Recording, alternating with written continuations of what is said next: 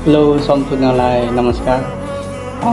यो अहिले सुकुना स्कुलमा धेरै अब ठन्डा हुँदै छैन, तर सर भएर पनि विद्यार्थीलाई त्यसरी म्यासेज गर्ने हो।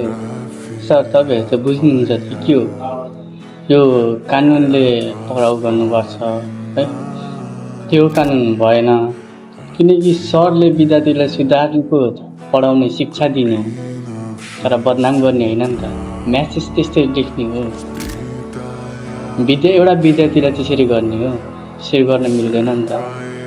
यो शब्द सेयर गर्नु होला। यो कानुन फैलिनुपर्छ, यो कानुन अनुसारले कारबाही गर्नुपर्छ।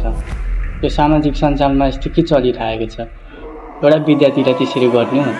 शिक्षक एउटा सर भएर सानो बालकहरूलाई त्यसरी गर्ने हो, त्यसरी गर्न मिल्दैन नि त। शब्द सेयर गर्नु।